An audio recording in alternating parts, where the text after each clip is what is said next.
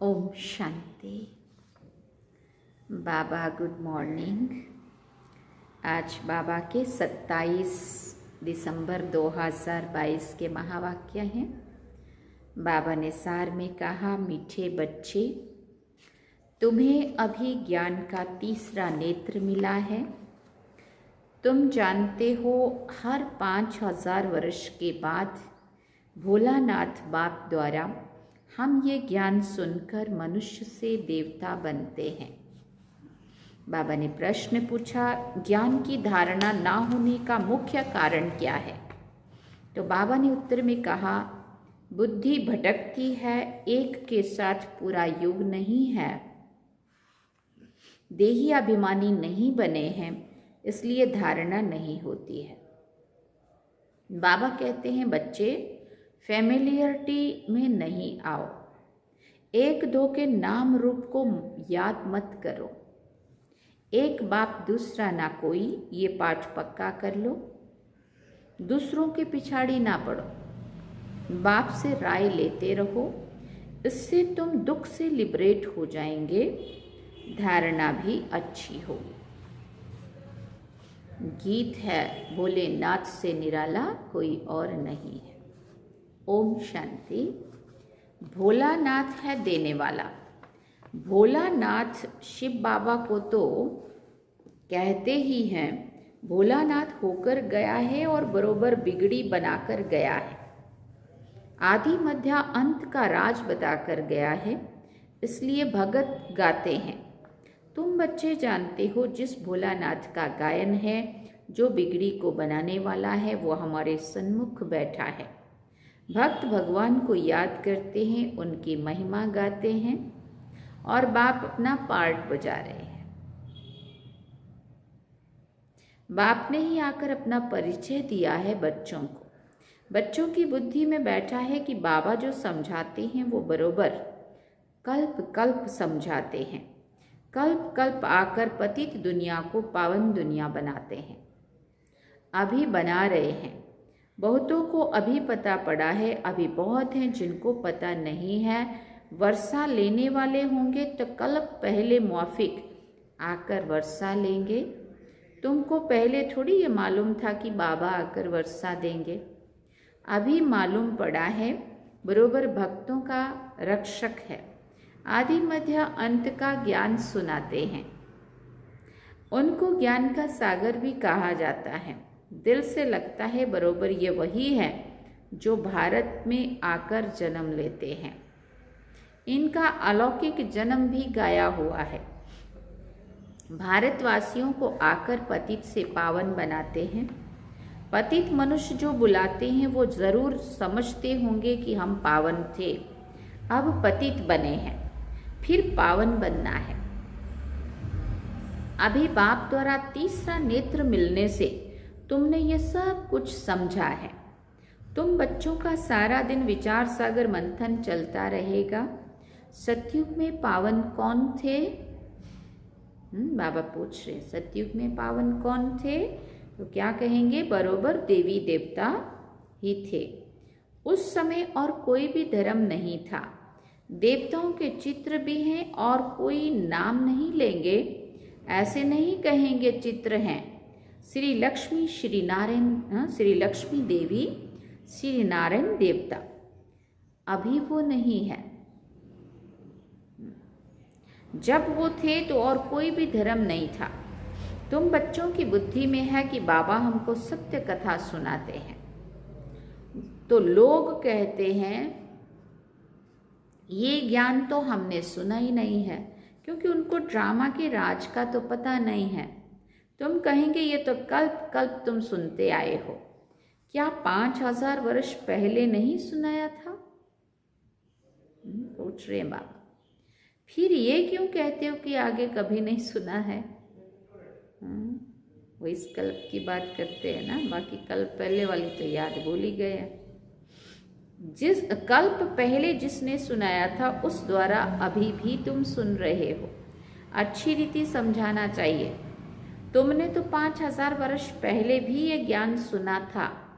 देवताओं को 5000 वर्ष हुए हैं। उन्हों को मनुष्य से देवता किसने बनाया? अभी भी वही बाप फिर से बनाएगा। 5000 वर्ष बाद फिर से बाप को आना पड़ता है, रावण द्वारा पतित बने हुए को पावन बनाने। History geography must repeat. ये भी समझ में आता है, हिस्ट्री रिपीट होती है। सतयुग के बाद त्रेता चक्र लगाते हैं। अभी कलयुग का अंत है। एक तरफ विनाश ज्वाला खड़ी है, दूसरी तरफ बाबा यहाँ आए हैं नई दुनिया स्थापन करने अर्थ। ये वही महाभारत लड़ाई है। समझते हैं इससे विनाश हो जाएगा मनुष्यों की दुनिया का। ये सबको समझ में आता है। पुरानी दुनिया का विनाश देखने में आता है। ये महाभारी महाभारत लड़ाई 5000 वर्ष पहले भी लगी थी, कोई लाखों वर्ष की बात नहीं है। ये भारत ही स्वर्ग था, इन देवताओं का राज्य था, वो ये सतयुग के मालिक थे। फिर बाबा ने कहा चित्रों पर भी अच्छी रीति समझाना पड़ता है। क्या समझाना पड़ता है? इसलिए ही ये लक्ष्मी नारायण आदि के चित्र बनाए हैं। यूं लक्ष्मी नारायण के चित्र तो भारत में ढेर हैं, फिर हम बनाते हैं, फिर भी हम बनाते हैं। क्यों? हम अर्थ सहित बनाते हैं। बनाया तो उन्होंने भी है, लेकिन कहाँ लक्ष्मी का विष्णु का पांव दबाते हुए बना दिया, कहीं कैसा। तो बाबा कहते उन्होंने जो बनाया है वो ज्ञान सहित नहीं है, हाँ, भक्ति मार्ग वाला है। लेकिन बाबा ने जो बताया, बाबा ने जो बनाया वो ज्ञान सहित है, अर्थ सहित बनाते हैं। इसमें पूरा ज्ञान है। मनुष्य तो मूंझे हुए हैं, इसलिए समझाया जाता है सतयुग में इन्हों का राज्य था और थोड़े मनुष्य थे जो होकर गए हैं, वही फिर पुनर्जन्म लेकर पतित से पावन से पतित बनेंगे। ये दुनिया ही तमो प्रधान है, फिर पावन बनने हैं। समझानी तो बहुत सहज है। बाप कहते हैं मैं तुमको 5000 वर्ष पहले की कहानी सुनाता हूँ। लॉन्ग लॉन्ग एगो यहाँ इन लक्ष्मी नारायण का राज्य था, अथवा क्राइस्ट से 3000 वर्ष पहले सतयुग था। हेवनली गॉडफादर ने हेवन स्थापन किया था। भारत को कहते भी हैं प्राचीन देश है। इसमें गॉड गॉडेज राज्य करते थे। गॉड कृष्णा, गॉडेज राधे कहते हैं ना। राधे कृष्ण लक्ष्मी नारायण सतयुग में थे। फिर राम सीता त्रेता में 5000 वर्ष का हिसाब किताब क्लियर है। जब उन्हों का राज्य था तो बाकी सब आत्माएं कहाँ थी? मुक्ति धाम में थी। आत्मा तो अविनाशी है। आत्मा का कभी विनाश नहीं होता। ड्रामा भी अविनाशी है। आत्मा को 84 जन्मों का अविनाशी पार्ट मिला हुआ है। इतनी छोटी सी आत्मा में सारा पार्ट भरा हुआ है। ये कितनी वंडरफुल बात है, इसको ही कुदरत कहा जाता है। इतनी छोटी बिंदी, कितना 84 जन्मों का पार्ट, 5000 वर्ष का पार्ट उसमें भरा हुआ है, वो भी अविनाशी, जो रिपीट ज़रूर करना है। ये बड़े ते बड़ी कुदरत है। परमात्मा भी बिंदी, आत्मा भी बिंदी, परंतु परमात्मा सुप्रीम है, आत्माएं तो सब एक जैसी नहीं है, नंबरवार है। पहले सुप्रीम शिव बाबा कहेंगे, फिर लक्ष्मी नारायण।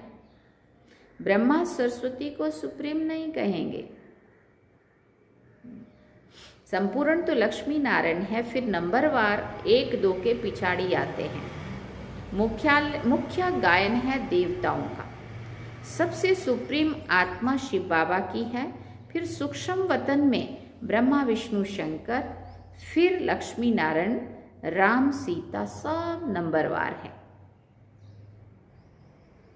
नाटक में भी एक्टर नंबरवार होते, सब एक जैसे नहीं होते। कहेंगे इनकी आत्मा सुप्रीम एक्टर है, ये पाई पैसे का एक्टर है। सबसे फर्स्ट क्लास क्रिएटर डायरेक्टर कौन है, बाबा पूछ रहे हैं। करण करावनहार एक ही परम पिता परमात्मा है। अब तुमको सारे ड्रामा का पता पड़ा है, ये है बेहद का ड्रामा। नटशेल में तुमको बताया जाता है, झाड़ का ये देवी देवता धर्म है फाउंडेशन, फिर उनसे टाल टालियां इस्लामी बौद्धिक क्रिश्चियन निकले हैं। ये फ्लावर वाज होगा, झाड़ शोभता है ना, बाकी एक एक धर्म के पत्ते बैठ गिनती करो तो कितने हो जाएंगे। इस्लामी बौद्धि सबके मठ पंथ गिने जाते हैं। शिव भोलानाथ ये ज्ञान सुनाते हैं। फिर बाबा ने कहा बाकी कोई डमरू आदि बजाने की बात नहीं है। डमरू बजाना माना भी आवाज करना, तो आवाज तो ज्ञान की सबको सुनाने की बात थी, उन्होंने डमरू बजाना दिखा दिया। शास्त्रों में जो आया सो लिख दिया है, वास्तव में यह है ज्ञान। डमरू इसको शंख ध्वनि भी कहते हैं, उन्होंने फिर वो वाला शंख दिखा दिया और शंख बजाने लगे। शंख ध्वनि मुख से की जाती है, यह है ज्ञान की मुरली। ड्रामा के आदि मध्य अंत का राज बैठ समझाते हैं। आत्मा बिंदी मिसल है जिसमें सारा पार्ट नूंदा हुआ है। वो क्रिएटर है, वो एक्ट भी करते हैं। अच्छा पार्ट वो लेते हैं, नंबरवार तो होते ही है ना। ये है ही बाप क्रिएटर और सब पुनर्जन्म में आने वाले हैं। ये कभी पुनर्जन्म नहीं लेते हैं, इनका अलौकिक जन्म है। तुम जानते हो कैसे आकर प्रवेश किया है। दूसरी आत्माएं भी प्रवेश करती है ना। समझो किसी की स्त्री की आत्मा आती है, बोल सकेगी कि मैं सुखी हूँ, बाकी उनके शरीर को भाकी पहन सकेंगे, क्योंकि शरीर तो दूसरा है ना, भाकी नहीं पहन सकेंगे, क्योंकि वो तो दूसरे के शरीर में आकर के आत्मा बोल रही है ना। भावना है कि ये हमारे स्त्री की आत्मा है, इनको बुलाया गया है। ऐसे बहुतों को बुलाते हैं। अभी तमोगुनी हो गए हैं, इसलिए एक्यूरेट बताते नहीं हैं। आत्मा क्या चीज़ है, कैसे आती जाती है, ये ड्रामा में पहले से ही नूंद है। ऐसे नहीं कि आत्मा निकल कर यहाँ आती है, वो मर जाती है, नहीं। बाप कहते हैं ये मनोकामना पूर्ण करने के लिए साक्षात्कार कराता हूँ। जो ड्रामा में नूंद है सो होता है। सेकंड पास हुआ ड्रामा में नूंद है, ये बेहद का नाटक है। बाप बिंदी है, बिंदी को भोलानाथ भी कहते हैं। कितना वंडर है ना। बाप भी कहते हैं मुझ बिंदी में कितना पार्ट है। ये बातें नए कोई की भी बुद्धि में बैठ ना सके, पुरानों से भी कितनों की समझ में नहीं आता है, तो किसको समझाने में मूंझते हैं। जैसे रेडियो में कोई बात करने में मूंझते हैं, इसमें मुरली बड़ी फुर्ती से चलानी है, वो पढ़कर सुनाते हैं। ये है ओरली, बाबा भी सब कुछ ओरली सुनाते हैं। तुम्हारी बुद्धि में धारणा हो रही है। कल पहले भी तुमने धारणा कर बहुतों को सुनाया है, फिर वो ज्ञान खत्म हो गया, अब फिर रिपीट होना है। ये ज्ञान कोई साधु संत की बुद्धि में नहीं है। वो परमात्मा को नहीं जानते, वो कह देते हैं आत्मा परमात्मा में मिल जाएगी। कल हम गए थे आर्ट ऑफ लिविंग में, ये प्रोग्राम में, सोहम सोहम सोहम सोहम ऐसा करके उन्होंने आधा घंटा बोला, लेकिन बेचारों को पता नहीं सोहम मतलब बाबा ने तो अपने को याद दिलाया, हम सो हम मना, हम आदि में देवात्माएं थी और सो जन्म मरण के चक्कर में आते अभी ये साधारण बने हैं और अभी हम फिर से वो देवात्मा बनने वाले, हम सो हम। अब हमें तो बुद्धि में तुरंत ये बात समझ है, इसलिए बुद्धि में वो आया। अब उन बेचारों को ना परमात्मा का परिचय, ना आत्मा का परिचय, ना देवात्मा का परिचय, ना सत्युग का पता, कुछ तो पता नहीं। और बेचारे आधा घंटा लगातार उन्होंने हम सो नहीं सोहम सोहम सोहम सोहम ऐसे ऐसे करके उन्होंने बहुत लंबा चलाया। बाबा कहते वो कह देते हैं हम आत्मा सो परमात्मा में मिल जाएंगी, मिलेगी फिर कैसे? अभी तुम्हारी आत्मा जानती है कि अभी हमारा बाप आया हुआ है, हमको नॉलेज दे रहे हैं, फिर हम बाबा के साथ घर चले जाएंगे। ये तुम बच्चों को रूहानी नशा है, ये है तुम्हारा प्रवृत्ति मार्ग।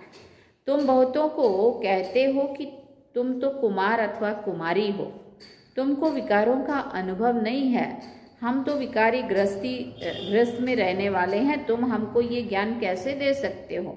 हम हैं युगल, हमको बैचलर कैसे समझा सकेगा? हमको तो युगल समझाए जो अनुभवी हो, विकार में गया हुआ हो, वही हमको समझा सकते हैं कि हमने ऐसे ऐसे जीत पाई। ऐसे ऐसे बाबा के पास पत्र आते हैं, बात तो ठीक है। अब ऐसे अनुभवी से पत्र लिखाना चाहिए जिसने भले शादी की हो परंतु पवित्र हो। कोई को बाल बच्चे थे फिर पवित्र बने, ऐसे ऐसे हमको समझाएं। ज्ञान तो बहुत अच्छा है, परंतु कोई तीखा समझाने वाला नहीं है तो मैं मूंझ जाता हूँ। बहुत बातें सामने आती हैं तो अनुभवी समझाने वाला हो। अब पत्रों द्वारा तो किसी को भी इतना समझा नहीं सकते हैं, सन्मुख आकर मिले तो बाबा भी समझाए। ऐसे ऐसे बहुत युगल हैं जो अपना अनुभव सुना सकते हैं कि हम ऐसे प्रवृत्ति में रहकर श्रीमत का पूरा पालन कर रहे हैं, खान पान की भी पूरी परहेज रखते हैं। कोई समझाने वाला ठीक नहीं है तो फिर वो मूंझ पड़ते हैं। सर्विस के लिए बुद्धि चलनी चाहिए, देही अभिमानी भी बनना है। कोई भी फैमिलियरिटी में नहीं आना चाहिए। बाबा ने कहा मेहनत लगती है, माया घड़ी घड़ी फंसा लेती है। कर्मातीत अवस्था अभी हो नहीं सकती है, बहुत एक दो के नाम रूप में फंस पड़ते हैं, फिर बाबा को लिखते भी नहीं है कि बाबा ये तूफान आते हैं। सच नहीं बताते हैं, बाबा को लिखें तो बाबा युक्ति भी बताएं।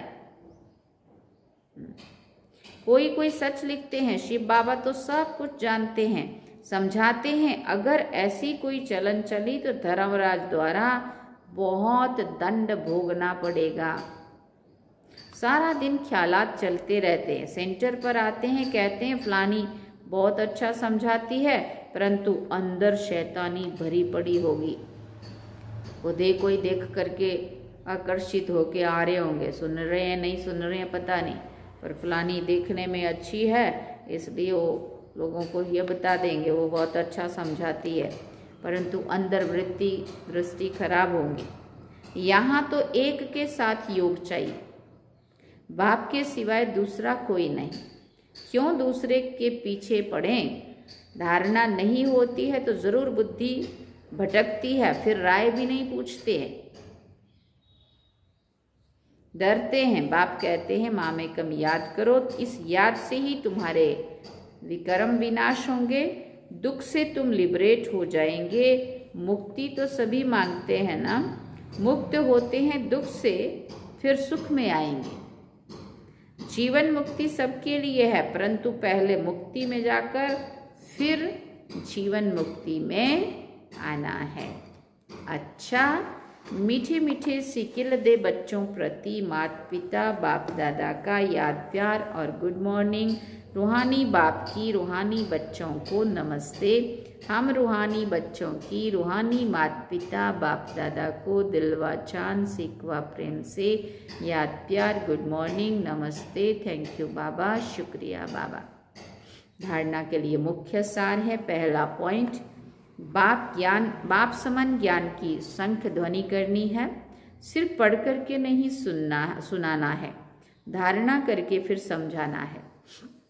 दूसरी बात, खान पान की बहुत परहेज रखनी है। श्रीमत का पालन कर प्रवृत्ति में रहते हुए कैसे पवित्र रहते हैं, ये अनुभव दूसरों को सुनाना है। वरदान में बाबा ने कहा, साधन व साल्वेशन के प्रभाव में आने की बजाय प्रकृति को दासी बनाने वाले विजयी भव। कभी भी योगी पुरुष व पुरुषोत्तम आत्माएं प्रकृति के प्रभाव में नहीं आ सकती। आप ब्राह्मण आत्माएं पुरुषोत्तम और योगी आत्माएं हो। प्रकृति आप मालिकों की दासी है, इसलिए प्रकृति के कोई भी साधन व सैल्वेशन आपको अपने प्रभाव में प्रभावित ना कर लें। साधन साधना का आधार ना हो, लेकिन साधना साधनों को आधार बनाए, तब कहेंगे प्रकृति जीत विजयी आत्मा। स्लोगन में बाबा ने कहा, एवर रेडी वो है जो हर घड़ी को अंतिम घड़ी समझकर चलते। एवर रेडी वो हैं जो हर घड़ी को अंतिम घड़ी समझकर चलते हैं।